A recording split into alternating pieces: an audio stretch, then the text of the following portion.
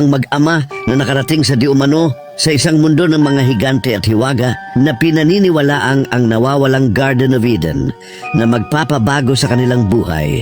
Ito ang isang buod ng kwento na hango sa aklat na The Smoky God ni Willis George Emerson na inuugnay sa maalamat na Garden of Eden sa loob ng daigdig.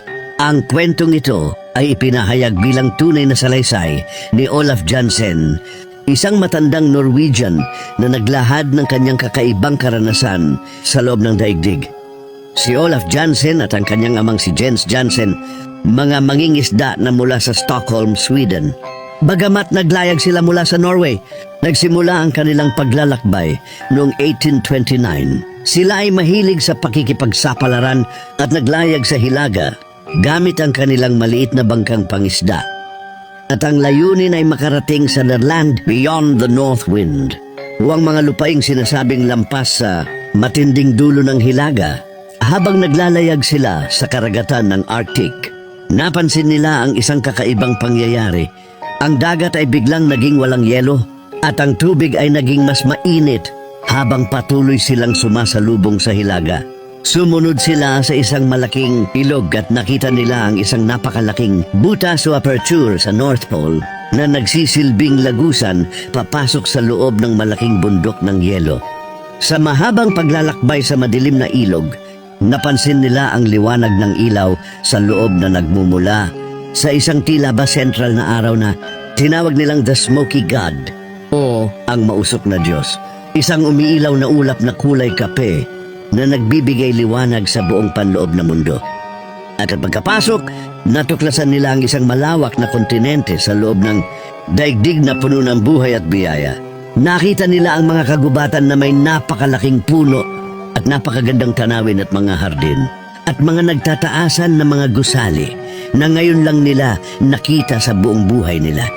Nakasalubong nila ang mga tao na naninirahan doon. Inilarawan ng mga ito bilang higante. May taas na umaabot sa 12 talampakan. Sinasabing sila ay may napakataas na antas ng sibilisasyon, kaalaman at espiritualidad. Naniniwala sina Olaf na ang kabisera ng paloob na mundong ito ay matatagpuan sa isang lugar na pinaniniwalaan nilang ang orihinal na Garden ng Eden o Garden of Eden. Sina Olaf at ang kanyang ama ay namuhay kasama ng mga taong higante sa loob ng 2 taon. Sila ay tinuruan ng mga naninirahan tungkol sa kanilang teknolohiya, kasaysayan na di umano'y naglalaman ng mga impormasyon tungkol sa Atlantis at Lemuria at mga sikreto ng kosmos. Napag-alaman ni Olaf na ang mga tao sa loob ay naglalakbay sa pamamagitan ng anti-gravity na sasakyang panghimpapawid at may matatag at mapayapang pamahalaan.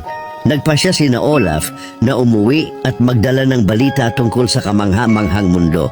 Sa kanilang pag-alis, naglayag sila patungo sa South Pole kung saan matatagpuan ang isa pang malaking butas palabas ng daigdig.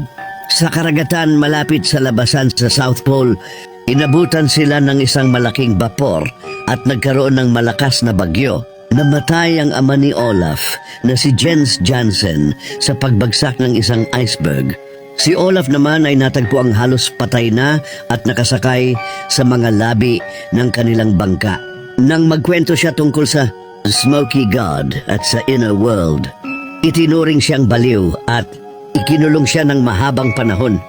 Nang makalaya, nag-iingat na si Olaf at itinatago niya ang kanyang kwento. Nagtatrabaho siya bilang mangingisda sa loob ng maraming taon.